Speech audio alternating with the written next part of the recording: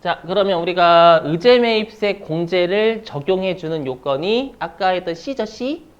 맞죠? 그럼 C가 뭐였냐면 과세 사업자인데 당연해요. 우리 시험에 법인 나오거든요. 맞죠? 거기서 1번을 외우실 필요는 없어요. 물론 말문제에는 의제매입세 공제가 은근히 잘 내는 편 중에 하나예요. 그렇죠? 그래서 과세 사업을 영위하는 사업자여야 되고요.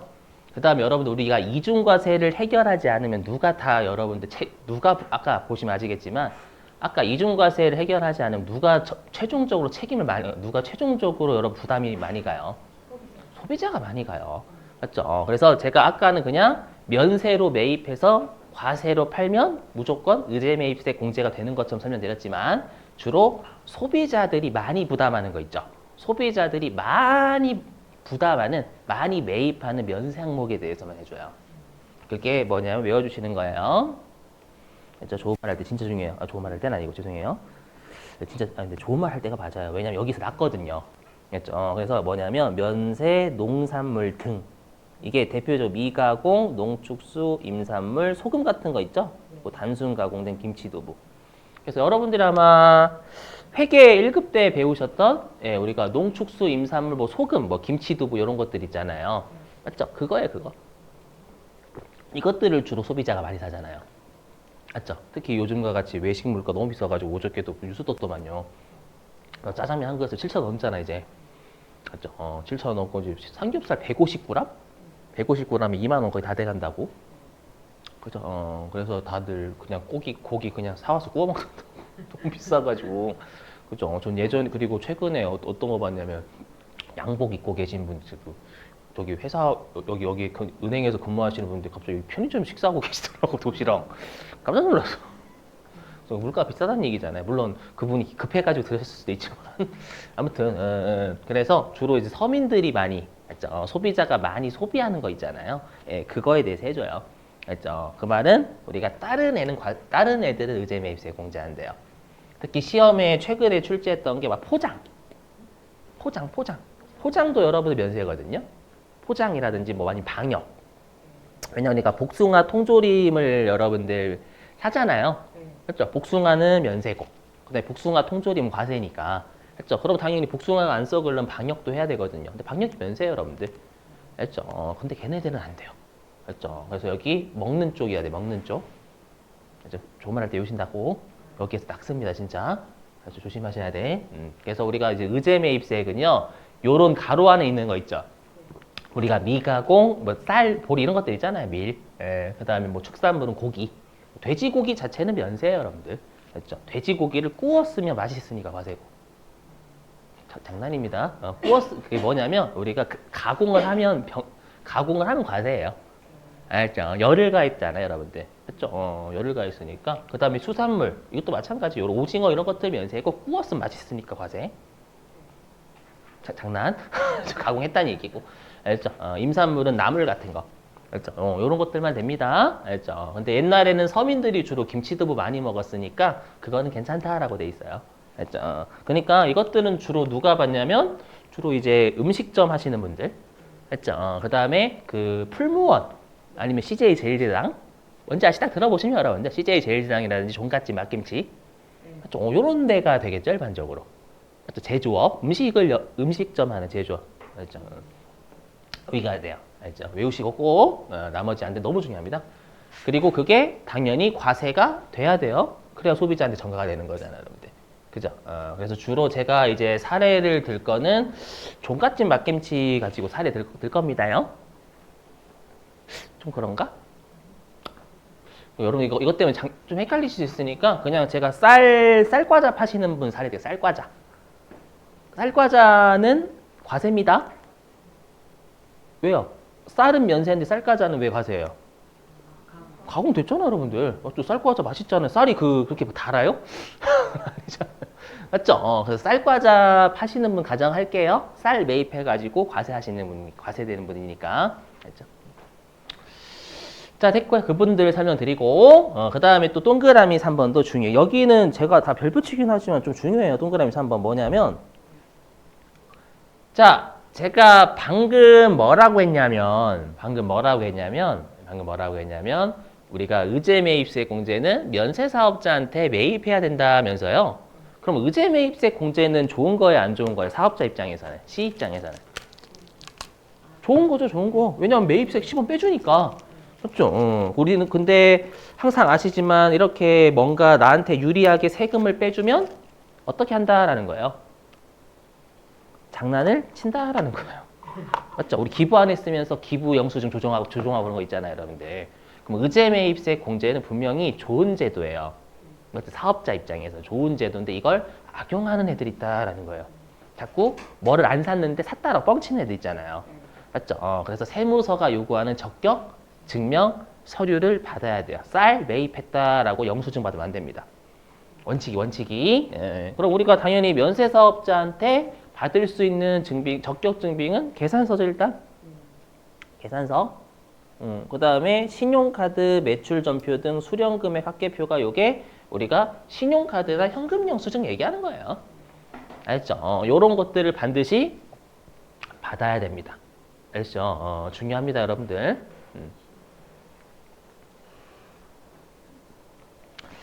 자, 근데 이제 주의하실 게 뭐냐, 요거예요. 뭐냐면, 우리가 여기 중요한데 또, 제조업자 있죠? 맞죠? 제조업자가요, 그 농어민한테 직접 매입하는 거예요. 그러니까, 우리가 쌀과자 파시는 분이 이마트나 홈플러스에서 쌀을 사신 게 아니라, 쪽에 진짜로 쌀 유명한데 이천인가요? 경기도 이천이죠. 경기도 이천 가가지고 쌀을 직접 사신 거야. 아셨죠? 제조업자가, 쌀과자 제조업체가, 아셨죠?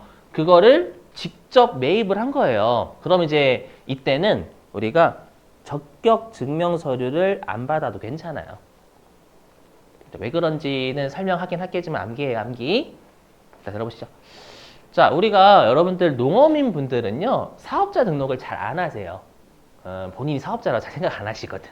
그렇죠? 그리고 신용카드 단말기 같은 것도 잘 구비가 안 돼 있어요. 그렇죠? 그럼 우리가 제조업자하고 우리 시험에 나오는 게 특히 이 먹는 쪽 많이 매입하는 거 음식업하고 제조업이겠죠? 그렇죠? 그럼 주로 누가 대량으로 사요? 음식업자하고 제조업자 중에. 그죠? 제조업자가 대량으로 산단 말이에요. 대량으로 산다라는 거 금액이 한 번에 매입하는 게 크다라는 거예요. 근데 만약에 이제 쌀 제조하시는 분이 농민한테 가셔가지고 쌀을 한 500만 원어치 매입하셨대. 예를 들어가지고 쌀과자 잘 나가서 예를 들어가지고 또 명절이기도 하고 그래서 이제 그 국민분이 한박 웃음을 짓는 거야. 500만 원이나 매입해 주셔서 너무 감사하다고 했죠. 근데 이제 그 쌀 과자 제조하시는 분이 그러신 거예요. 농민한테 서 혹시 제가 의제 매입세 공제라고 들어보셨나요? 농민이 그게 뭔데요? 닥치시고 일단은 그 계산서 좀 주시겠어요? 제가 이제 의제 매입세 공제 받으려면 꼭 적격 증명 서류가 있어야 되거든요. 그랬더니 좀 계산서 사업자 등록 안 했는데 그래서 거기까지는 괜찮습니다. 예, 그럼 신용카드 단말기 신용카드 결제할 테니까 신용카드 전표 좀 이렇게 했어. 그때부터 이제 농민분이 낯빛이 안 좋아요.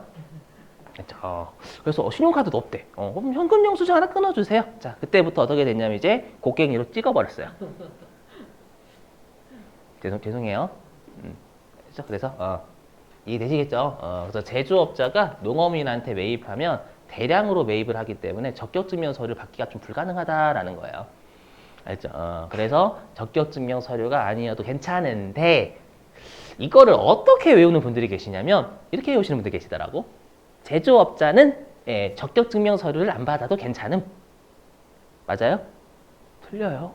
사업자한테 매입할 때는 적격증명 서류 받아야 돼요. 맞죠? 근데 최근에 그렇게 냈거든요. 그랬더니 이제 그것만 외우신 거야. 제조업체는 적격증명서를 안 받아도 괜찮다. 이걸 안 외우시고 농어민한테 매입했을 때 이걸 안 외우시고 알죠? 그래서 제조업자든 음식업자든 사업자한테 매입하면 적격증명서를 받을 수 있어요, 여러분들. 맞죠? 그때는 그러니까 이마트나 홈플러스 이런 데 있잖아요. 거기에서 매입할 때는 반드시 있어야 되고요. 알죠? 있어야 되고 농어민한테 매입할 때만 제조업체에 대해서 우리 혜택을 주겠다라는 거예요. 알죠? 물론 음식업체는 다 받아야 돼요. 알죠? 음식업체는 그렇게 많이 사는 건 아니니까 한 번에 살 때. 알죠? 알죠? 자, 그리고 공제 시기는 가끔씩 말 문제 물어보니까 우리가 그 어저께 그 대손세 공제는 언제만 된다라고 했죠? 그렇죠. 어저께 확정 신고 때만 된다라고 했죠. 근데 가끔씩 의제 매입세 공제를 물어봐요. 예정 신고나 확정 신고 둘 다 돼요. 둘 다 가능합니다. 당연한 건데 의제 매입세 공제 워낙 중요하니까 출제를 해요. 그렇죠. 그리고 언제 되냐면 이거는 여러분들 정 어려우시면 버리세요. 실제로 쌀과자를 판매한 시점이 아니라 그냥 쌀을 매입하면 미리 공제해 줍니다.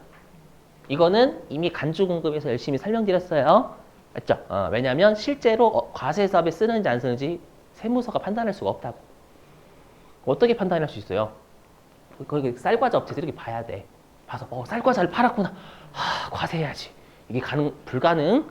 알죠? 그냥 쌀과자를 제조하시는 분이 쌀을 매입하면 쌀과자 파시겠지라고 해서 미리 공제해 주는 거예요. 알죠? 그래서 사용 시점이랑은 틀린 거예요, 여러분들. 말장난 조심하시고. 자, 지금 이제 눈동자가 조금씩 이제 오세요? 그 흰분이 흰자.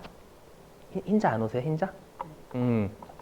서서히 그분이 스물스물 올라오실 텐데 한 30분 쪽 되면 이제 그때부터 이제 힘들어 하시더라고.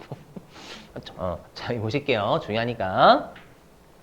자, 그러면 우리가 이 의제 매입세 계산을 어떻게 하냐라는 건데 여러분이 중요한 게 뭐냐면 지금부터 하는 두 가지 어려운 애들 있죠. 걔네들은 계산 구조가 실기에 그대로 녹아져 있어요.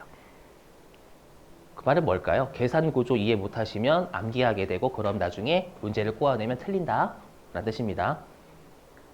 나중에 보시면 아실 거예요. 제가 계산 구조가 녹아져 있다라는 걸 무슨 말인지. 자, 해보자. 자, 그러면 얼마가 되냐? 의제 매입세 공제는 그럼 쌀과자 제조하시는 분은 쌀 매입한 금액이 있을 거 아니에요. 그 매입한 금액에 공제율이라는 게 있고 이 공제율을 달달달 외우셔야 돼요. 알죠? 이거는 진짜 중요해요. 이거는 실기에서 얘 암기 안 하시면, 아이고, 여기 있죠? 실기에서 얘 암기 안 하시면 무조건 틀려요.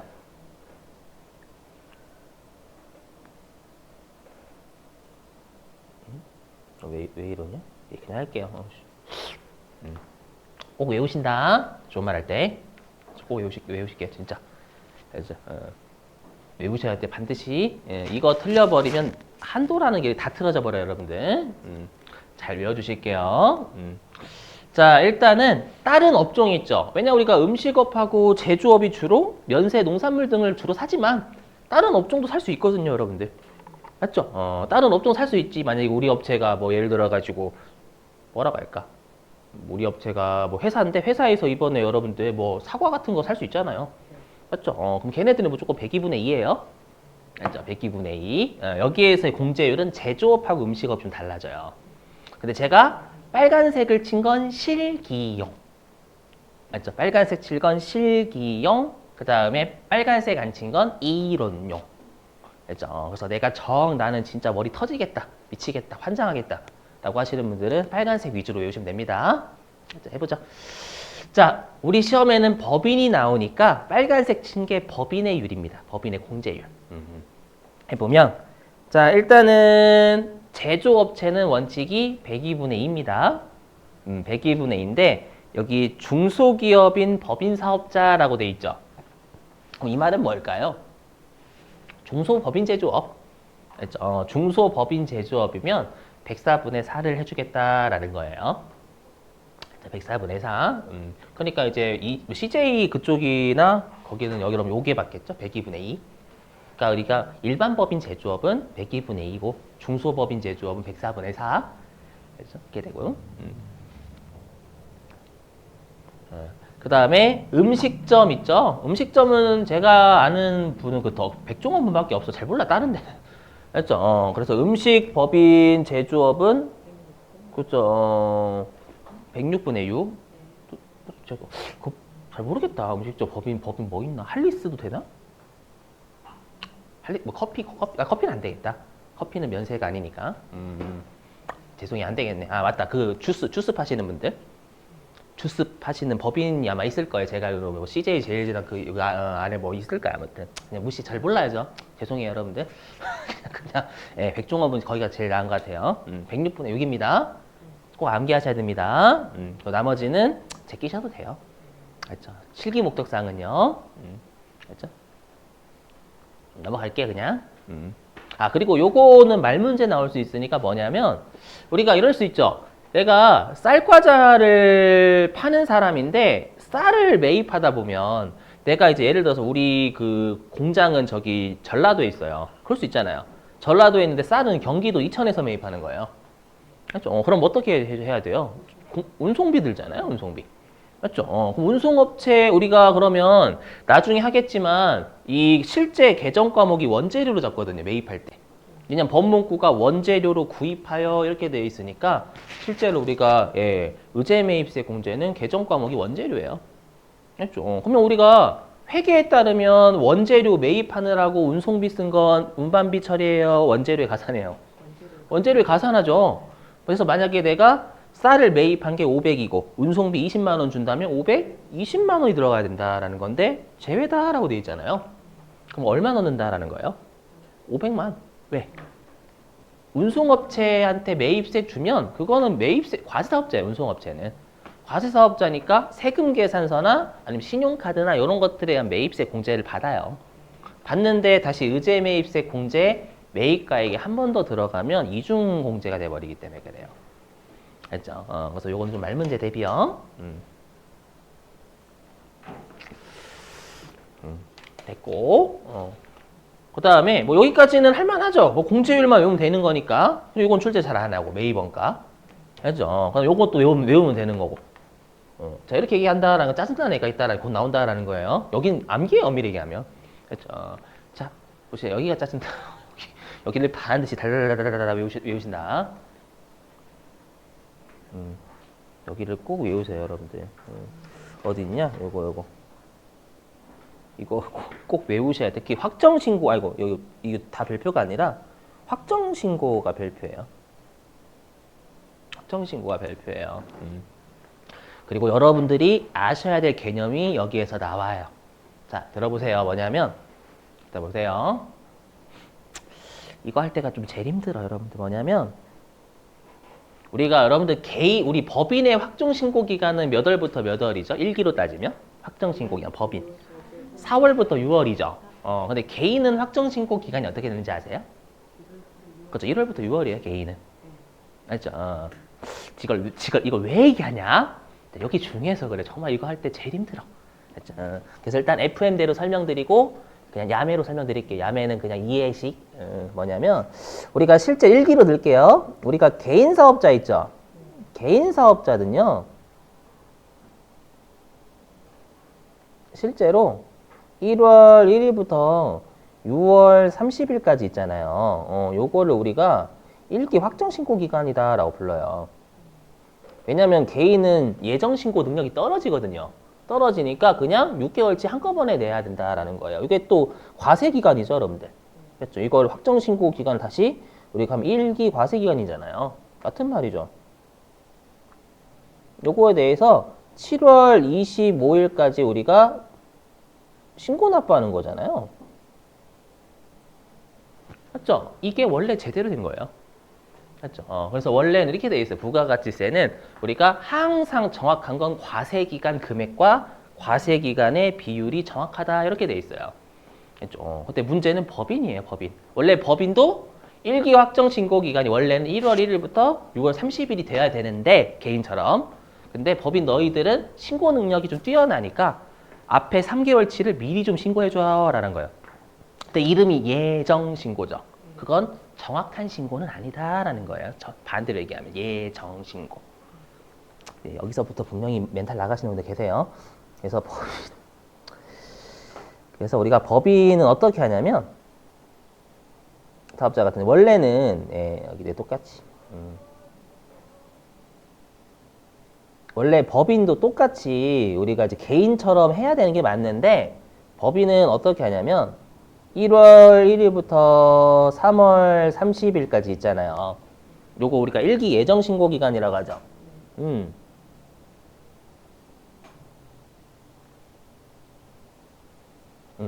너는 법인 너희들은 좀 능력이 되니까 앞 3개월치를 좀 제대로 좀 앞 3개월치를 그냥 예정 신고, 그러니까 잠정치로 좀 신고해 달라라는 거예요. 알죠? 신고하고 그 다음에 이제 어떻게 계산하냐면 이렇게 계산해요. 그러면 어차피 앞 3개월치 신고했죠? 신고했으니까 근데 우리가 이제 잘 보셔야 돼요. 이게 1번이에요. 법인 이렇게 돌아갑니다.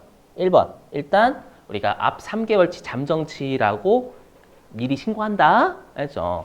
그런데 우리가 이제 7월 25일이 되면 정확한 6개월치가 나올 거 아니에요? 맞죠? 일기 과세기간 비율이 나오겠죠? 이게 2번입니다.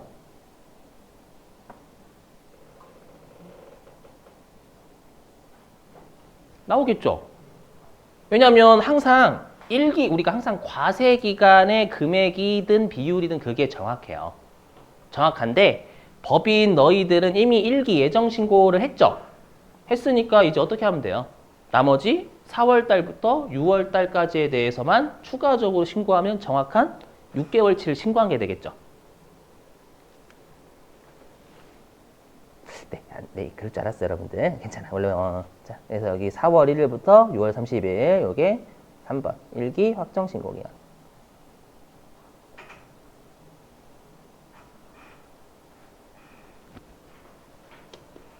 그래서 원래는 1월 달부터 6월 달치에 대한 신고가 항상 정확한 신고예요. 그렇죠? 정확한 신고인데 법인 너희들은 일단 4월 25일이 되면 그때는 3개월치밖에 모르니까 일단은 3개월치로 일단 예정 신고 먼저 하고 근데 이제 7월 25일이 되면 1월 달부터 6월 달 정확한 과세 기간의 금액이든 비율이든 나올 거 아니에요. 그걸로 다시 한번 계산을 하라. 이걸로 신고하는 게 아니라 다시 한번 계산을 했는데 이렇게 되면 일기 예정 신고 기간은 2번 들어가는 거잖아요. 2번 들어가니까 일기 예정 신고 기간을 뺀 나머지에 대해서 신고하면 우리가 4월 달부터 6월 달까지 정확한 신고가 된다라는 거예요. 알죠? 다시 이거를 이해 목적으로 해보면 이렇게 해서 잘 보세요. 뭐냐면 우리가 좀 사례가 부적절해요. 자, 우리 항상 술값 있죠? 우리가 항상 친구들이랑 만나면 우리는 무조건 1차부터 6차까지 가요. 네, 1차부터 6차는 뭐냐면 1차는 1월 달, 2차는 2월 달, 6차는 6월 달이에요. 그렇죠? 그래서 6차까지 가 무조건. 그래서 6차까지의 술값이 정확한 술값이에요. 했죠? 근데 우리 친구들은 누가 있냐면 법인이라는 친구하고 개인이라는 친구가 있어요. 그냥 그렇게 받아들여요, 여러분들. 근데 우리가 법인이라는 친구는, 개인이라는 친구는 능력이 없어. 맞아. 능력이 없어가지고 그냥 너는 1차부터 6차까지 술값 나오면 그때 한 번에 계산해. 이렇게 되는 거예요. 그렇죠? 근데 법인이라는 친구는 야, 너 능력 되니까 1차부터 3차까지 술값은 좀 미리 내라. 알죠? 미리 내는 거예요. 법인. 그래, 알았어. 나 능력 되니까 일단 1차부터 3차까지 술값은 정확한 술값은 아닌 거죠. 항상 1차부터 6차까지 정확하니까 먼저 내는 거예요. 그리고 이제 1차부터 6차까지가 이제 다 끝났죠. 그럼 그거를 이제 정확한 술값을 계산을 한 번 더 하는 거예요. 그렇죠? 근데 그렇게 하게 되면 우리가 법인은 1차부터 3차까지 미리 낸 거 한 번 더 내는 결과잖아요. 그렇죠? 그래서 1차부터 3차까지의 술값 먼저 낸 거 뺀 나머지를 4차부터 6차까지 술값을 거두면 되는 거예요. 이렇게 운영을 하는 거예요. 되세요? 여기 되게 중요해요. 오늘 하는 2개예요. 제일 어려운 거. 알죠? 그래서 한번 씹으려 볼게요, 여러분들.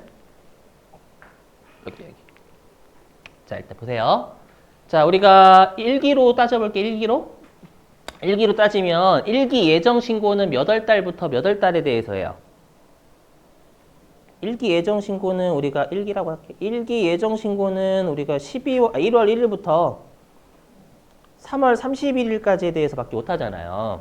그렇죠? 그러면 쌀 과자 파시는 분은 쌀 매입액은 3개월치밖에 안 나오겠죠. 맞죠? 근데 그걸로 신고하라라는 거예요. 너 3개월 동안에 쌀 매입한 거 있어? 그럼 일단 그걸로 미리 신고해. 이건 잠정치의 정확한 신고 아니에요. 능력이 되니까 먼저 하라라는 거예요. 되시겠어요? 3개월치? 이렇게. 자, 신고해요. 그러니까 요게 이렇게 생각하시면 제가 번호 매긴 걸로 따지면 얘가 1번이에요. 1월 달부터 3월 여기 법인 사업자지만 일기 예정 신고 기간에 대해서 미리 신고하라라는 거예요. 아셨죠?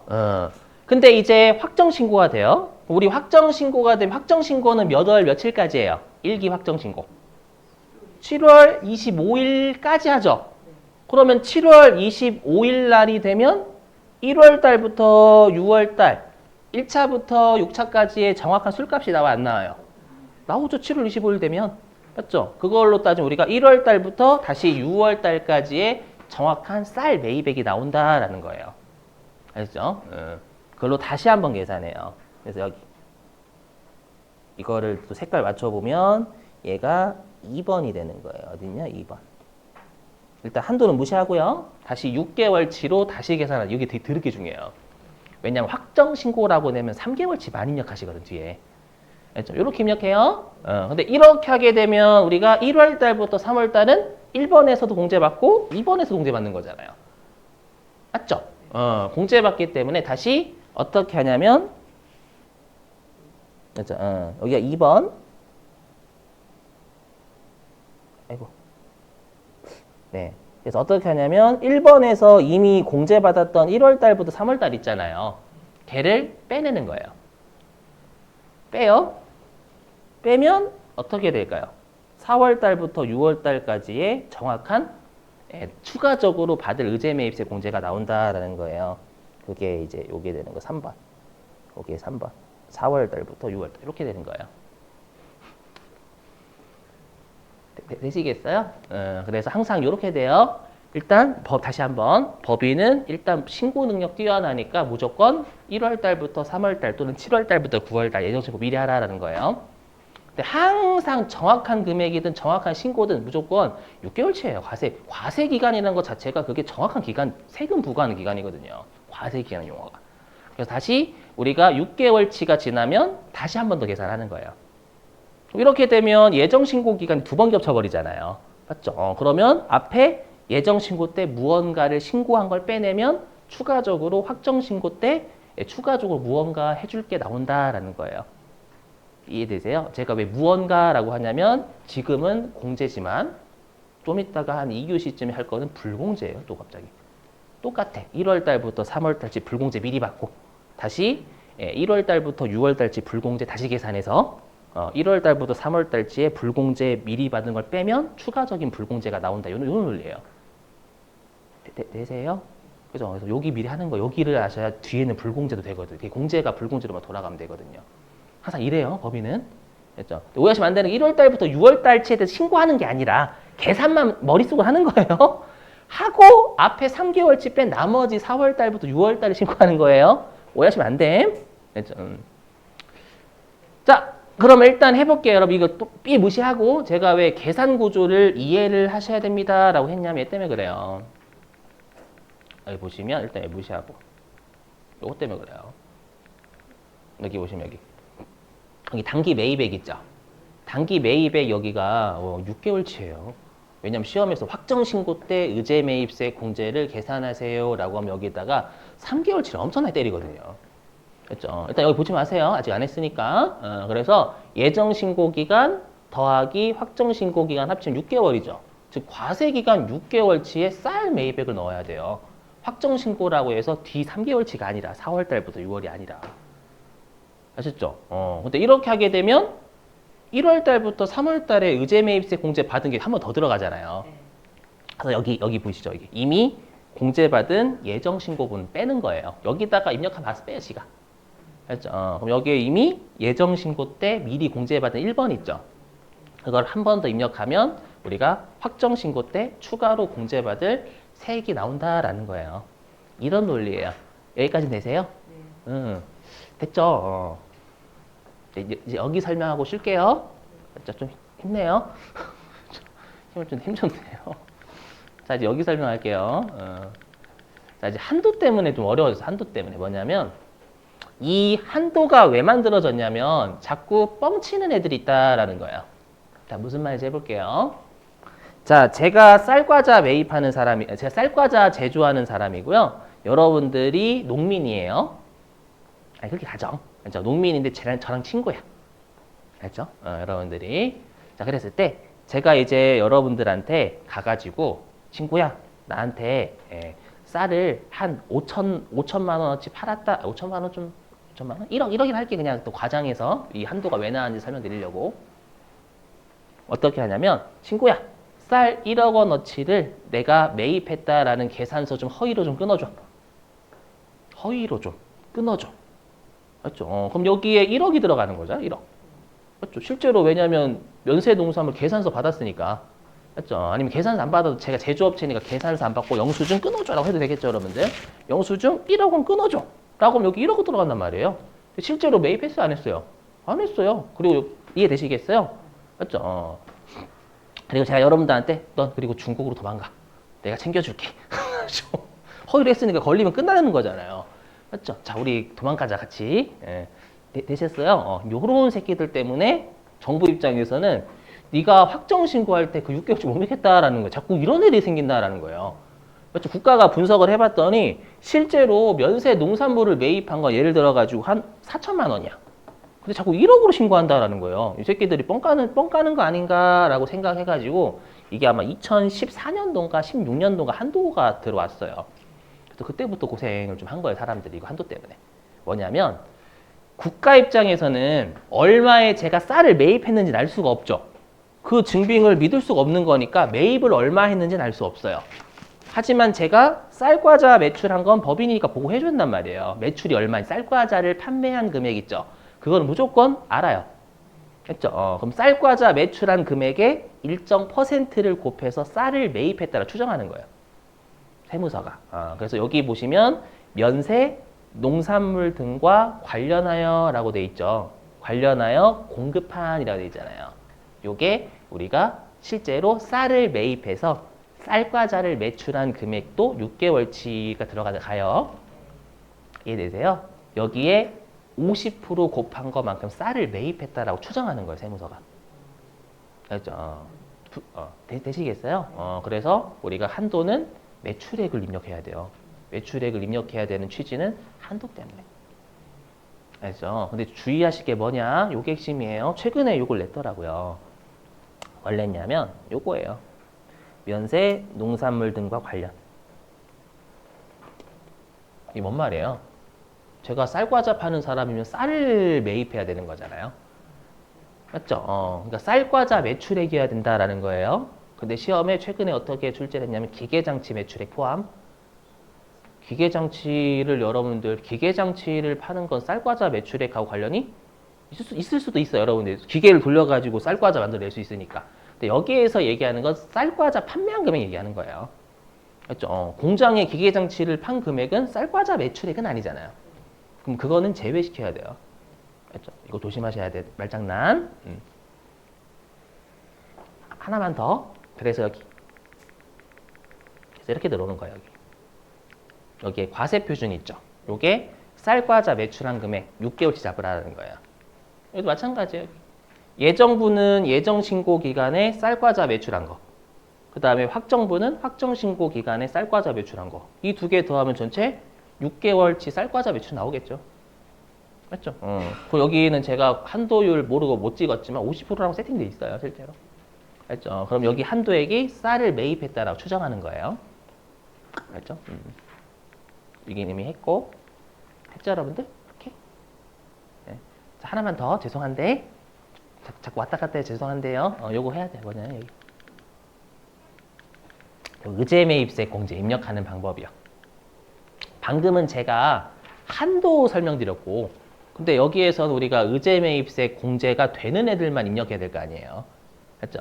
그래서 여기 보시면 여기는 우리가 이제 의제 매입세 공제 신고서니까 의제 매입세 공제 안 되는 놈은 절대 입력하시면 안 돼요.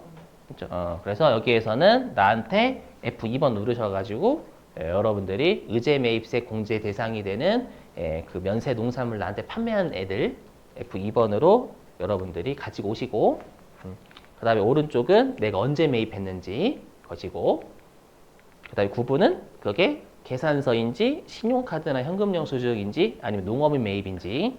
물론 계속 말씀드리지만 공제되는 놈만이에요. 그 다음에 물품명은 문제에서 줄 거예요. 그래서 물품명 뭐 제가 방금 사례된 걸로 따지면 쌀이라고 하면 쌀. 그 다음에 수량 뭐 1000kg다라고 하면 1000. 맞죠? 킬로그램은 안 넣어줘도 되고. 그 다음에 매입가에 얼마나 줄 거예요. 그리고 여기 보시죠. 공제율. 102분의 2, 104분의 4, 106분의 6. 그렇죠? 이거 잘 외우시고 공제율 아까 했던. 네, 이렇게 하면 컴퓨터가 알아서 여기는 그러니까 뭐만 입력하는 거냐면 의제 매입세 공제가 누가 되는지 이런 것도 입력하는 거예요. 네, 됐죠? 자, 15분 쉴게요. 여러분 고통스러우셨으니까. 예, 15분 쉬었다가요. 네, 3시 10분에 시작할게요.